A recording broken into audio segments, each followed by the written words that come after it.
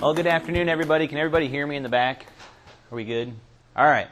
So I pulled the worst session of the day. So everybody now has to try and stay awake through this. I will tell you the quiz at the end is about 100 questions, and then the midterm after that's about 250 questions. And I expect everybody to ace it, but I didn't put any math in today. Oh, not too hard a math. So I have a midterm tomorrow I have to give my students, and I haven't wrote it yet, and they're worried how long it's going to be. I told them they have to do 3 questions a minute, and they'll be able to get done. They said they hope it's not 3 questions a minute. Anyway, going to talk to you this afternoon about pinch row compaction. Going to focus mainly on corn. I'll talk about where you can find some results for beans. We have done that work as well. I always like to go back and talk a little bit about history. It's fun because I get reminded about this. And my grandpa always goes back and tells me, well, this is where we came from, and it's good to keep that when we talk about compaction, why we have the issue and where we've really started. So we started out, we had modest-sized tractors. I mean, everything was quite a bit smaller. So if we go into planters have changed an awful lot. So we've went from 2-row horse-drawn planters to where we had 2-row mechanical planters behind a tractor to when we had 4 rows and then 6 rows, 12 rows. A lot of you in the room can probably remember when they came out with an 8-row planter and they thought, wow, we're never going to get bigger than that. Then we went to 12, 16. We got central fill. Central fill was out of a necessity because we started getting these larger and larger planters. So it was to cut down on time filling all the boxes. So then I always think we keep getting bigger and bigger. What's going to stop? What's going to keep us from adapting bigger and bigger planters? Is there any detriment to the soil? So we have all these trends in equipment mass. We have 2,000 bushel grain carts. We have 16-row corn heads. We have 120-foot sprayers. And then up there on the right, this is one of my favorites. They now have a commodity cart behind an air seeder, 1,000 bushel. We're not doing any damage with that behind. We're just pulling the grain cart around in the field. They literally, to fill that air seeder, have a grain cart specially made just to fill that air seeder. So we start thinking about this. We're thinking about all that compaction that's rolling through the field. What is going to be that yield hit? Is there any yield hit? What can we do to mitigate that? So we have fixed frame tractors. They've gotten larger and larger. Fendt, AGCO, they came out with a 500 horsepower front wheel assist tractor.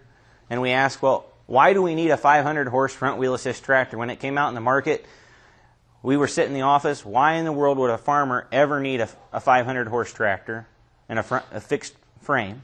Well, I got an answer to that. See, at Ohio State, we like to push the limits of everything. This is planting approximately 18 miles an hour. So I found the solution. This is why we need a fixed frame tractor.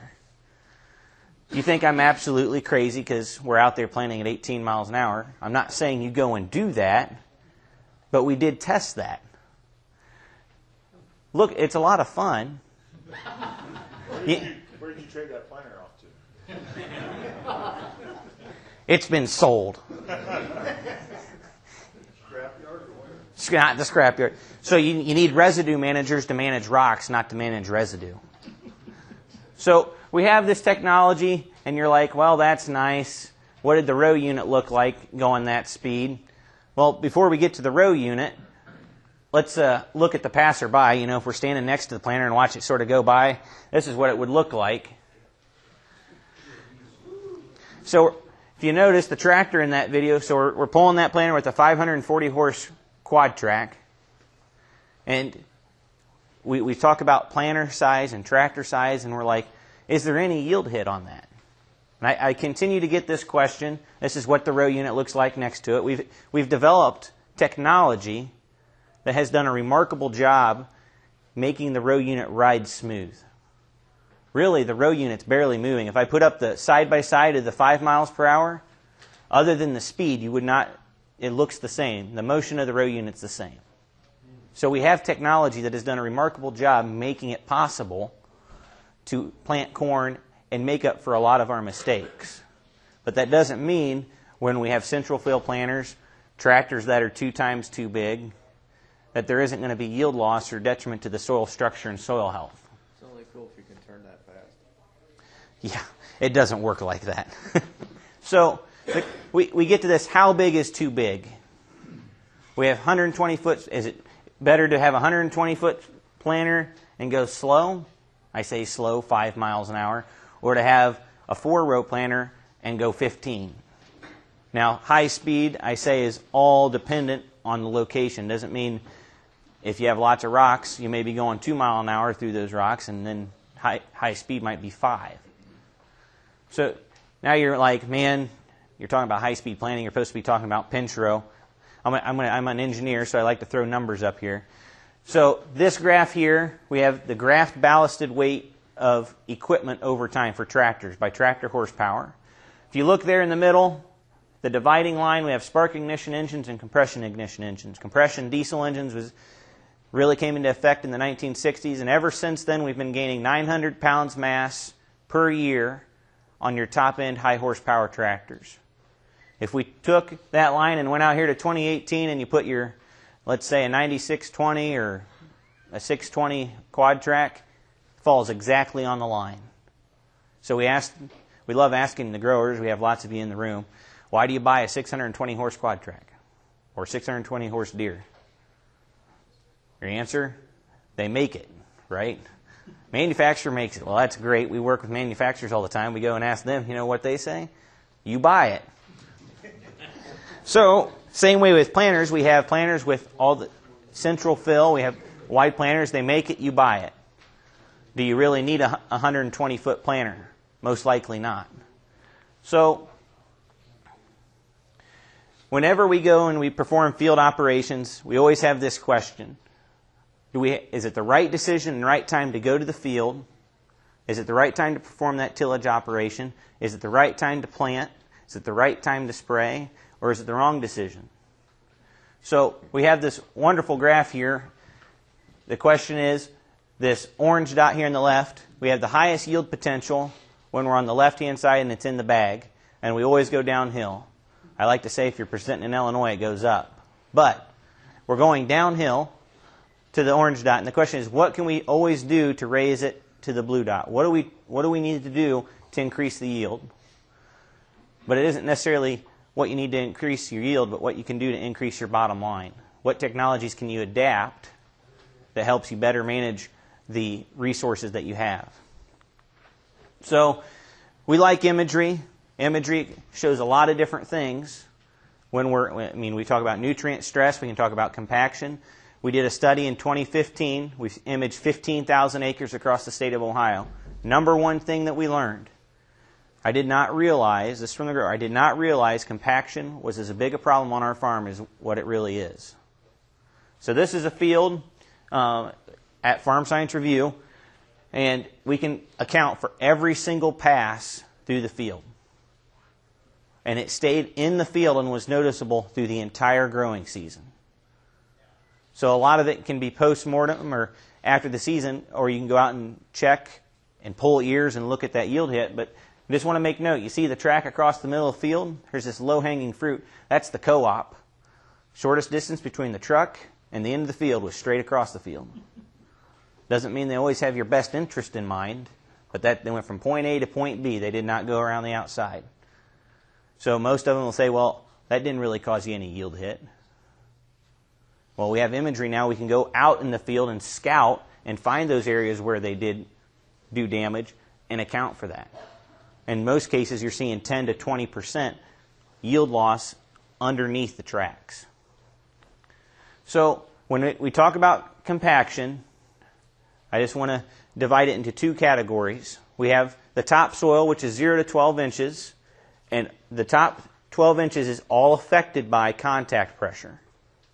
All right? So that's your tire PSI. If you have 90 PSI, 30 PSI, if you have different VF tires, if you have tracks, that is all in those top 12 inches. When we talk about deep, long-lasting subsoil compaction, 12 inches and below, that is all caused by axle load, regardless of what you have, whether it's tires or tracks. Axle load is what causes that deep, long-lasting compaction. All right, so we're talking up to 4 or 5 feet deep down through the soil profile, and it can last up to 10 years if you don't do any mitigation. So with that sort of sets the background. We're going to sort of walk through our results here and what we saw in pinch row compaction. The question is, a lot of us might know what soil or pinch row compaction is, but let's just sort of look at it here. All right, so we have, this is a 24-row planter. For our case, we did a 16-row planter. So you have your 16 rows, your middle 6 rows, 6 through 11 are your pinch rows. The tracks here in the middle, this would be a pinch row. You have the tire on both sides of that corn row that's affecting the root development. All right? So when we take and look at that, most of us, we see this wave in the corn. Most people say, well, they don't ever get out and really look at it to measure what that spacing is. Some say it's tile.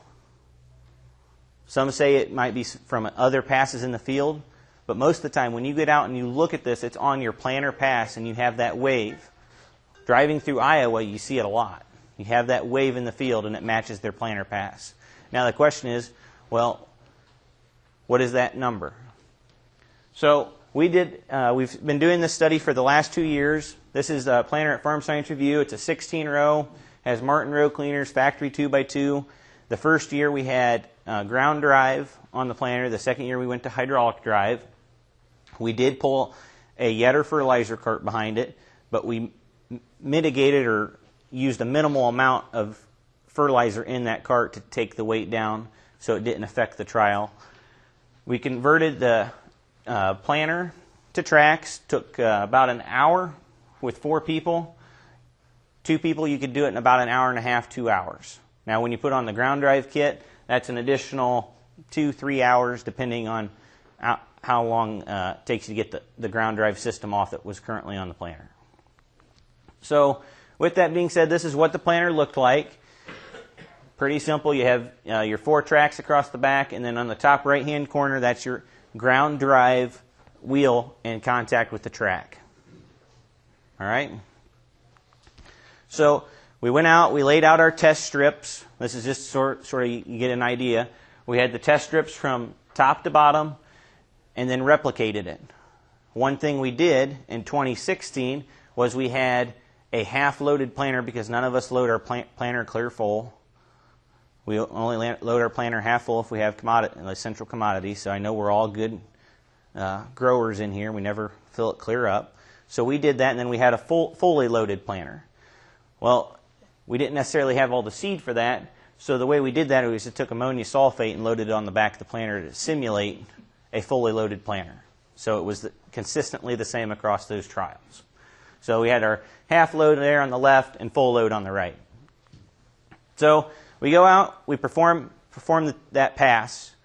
On the left, it might be hard for some of you to see in the back of the room, but I want you to sort of look at the depressions or the ruts, per se, behind the planter. So if you notice on the left, fairly smooth. You might have a 1/2 to 3/4 inch of a depression. You look behind here and look at the soil disturbance on the tires. About 1 to 3 inches on average. So now you're displacing that soil, and that soil is moving into it's reducing the pore space and going into the zones that would be where the roots are going to grow. So we have that. The corn came up. This is a picture on the end rows. We all know, most of us at least, plant the headlands first. You use your row shutoffs. You plant into your headlands. Typically where you drive over with the planter, you have reduced number of plants or no plants at all. Left side you have tires. There are some plants. Some of them are stunted. Some are behind. Tracks, similar. But we had more plants come up. They were still behind a couple leaf stages, but they came up. Now, we don't really care as much about the headlands, right? What we care about is in the middle of the field. So this is some of the feedback we had. Pleased with operation of the tracks, had minimal soil berming. Tires experienced soil berming in the work ground. Suspect that the soil berming and pinch row compaction might be related. Okay, so this is early on. Cord emergence and the planter tracks did not seem to be affected like past years with tires. end rows exhibited some plant loss from compaction and soil disturbance with the tires. Talked about the depressions already. Tracks through the field had a smoother ride. Not necessarily a surprise there. And then our cross-track air, the planter tracked better behind the tractor, which makes sense. You have more rubber in contact with the ground that inhibits it from moving back and forth.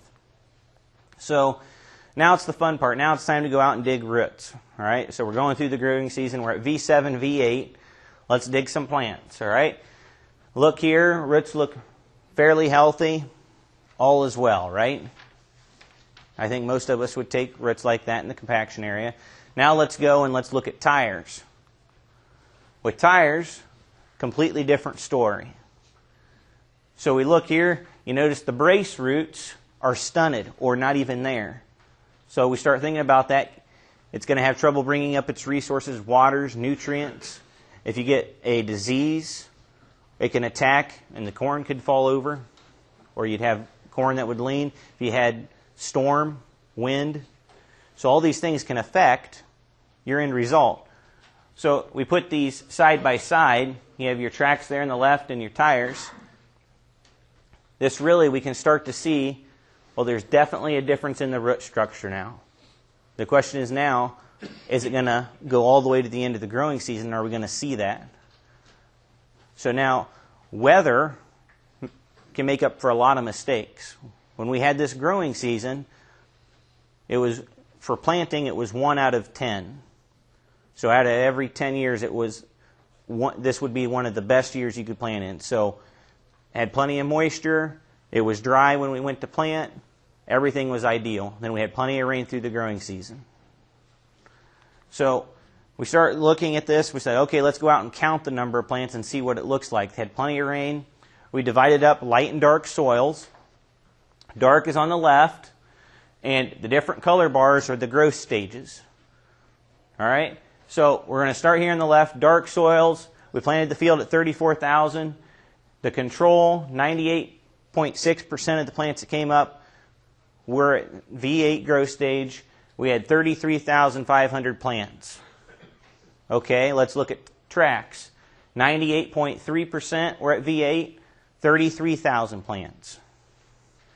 Look at tires, 70% at V8, 27% at V7, 32,000 plants. So there's already 1,000 plants, or 2,000 plants that we've lost. Okay, in the dark soils, that isn't so bad that it can make up for it. Let's go to the light soils. 54% at V8, 43 at V7, which makes sense. The soil isn't as productive, so you would expect it to be a little bit behind. 33,500 plants. Fairly similar to that of the dark soil. Just the growth stage a little bit different. Go to tracks, 51, 52% at V7, 46 at V8, 31,500 plants. So you can definitely see we've had a reduction. Now here comes the really big thing. Now we go over to wheels.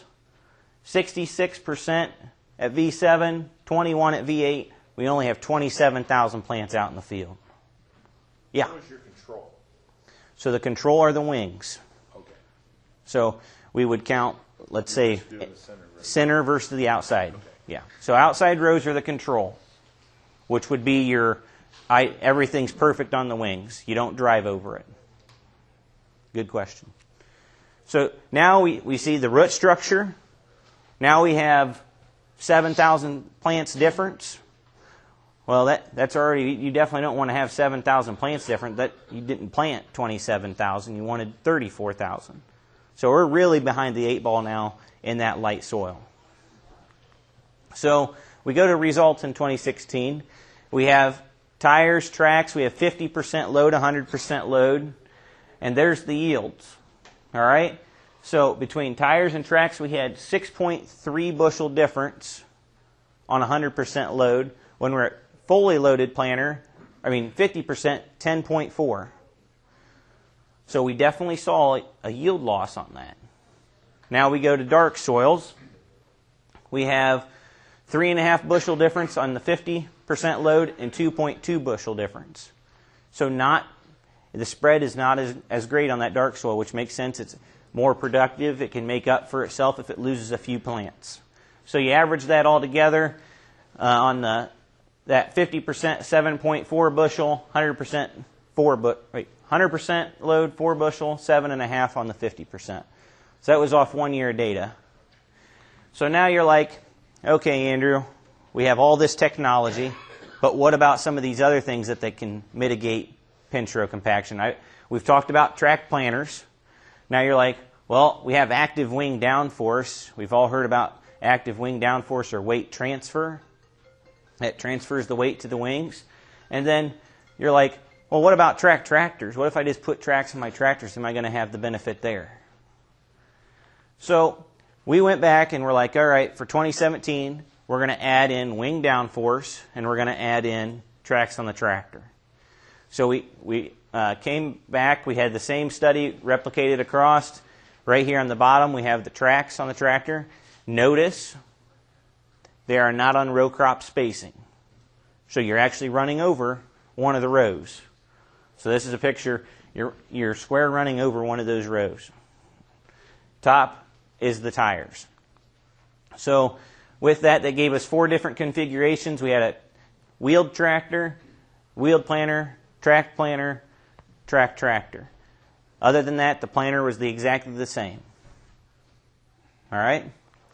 So one other note I'd put in there is we did 75% load. We didn't do 150 because we only have so many acres, so we just split the difference, went 75% loaded.